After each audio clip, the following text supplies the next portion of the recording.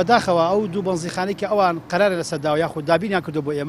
بۆ ئێمەی شۆفەرانی تەکسی ناگونجێت و ناشبێت و ڕازیش نین لەبەرەوەی دوورە یەکێک لە ئەو دوو سێتەرەکەی مێرگەپانەوەیە یەکێکیش نزیکەی تاسوڵجەیە تەکسی کە ئەوەنە دوورکەوێتەوانە هیچ فەرقێکی نییە لەگەڵی کە بە بازار بیکڕێت چونکە من بگەمەکانی گۆران کرێکم 8,000 دینارە بچم ببیمەوە 15,000 خۆ کرێکەکەی من لەگە بازارەکە ئەوەی بە 600 ئەماتی و بە 1025 ئەماتێ فەرقەکەی 10,000 دینارە ئێمە شەڕی ئەو 10,000کەین شەڕی واکەی کە خەڵک پارەی پێنیە شەڕی واکەی کە خەڵک ئەوە نەمەعاملە نەکە خەڵک ناوێت دەرگای تەکسی بکاتەوە ئێمە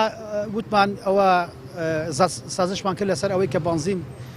با پیاسەکە نەبێ قەیناکە لەوەرە وەزعەکە ئاوازانی زورفەکە چۆنە چەند زەختێک لەسەر حکومەتە ئێمە ئەو چاپۆشی ئەومان کردووە بە 690ەکە بەڵام بەنزیخانەکان وەکتە ناو شارەوە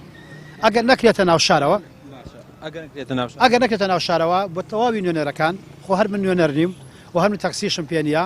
ئێمە داوامان کردووە ئەگەر بە زووترین کات یعنی ئەمڕۆ بەیانی تا دوو بەیانی جوابی وەمە نەدێتەوە کە بەنزیخانەکان بکرێتە ناو شار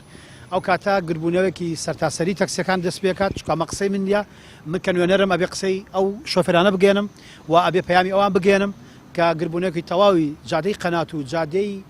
بەرمەحافزێت هەمووی بژیرێت ئێستا کێشەکەی ئەوە تەنها ئەوەیە بنزینەکە بێتەوە بەڵێ بێتەوە ناو شار بەڵێ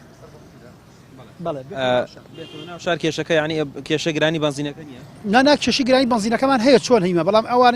کە بکرێ بەسەلەن بە کۆبۆن و یا بکرێ بەسەلەن بە دابینکردی تەکسی بۆ 690 هەچۆنە بێ عین لە 6 باشە بێ بۆ ئێمە هێشتا هەر زۆرە بەڵام چی بکەین دەسەڵاتی هەرەوەمان پێکرێویش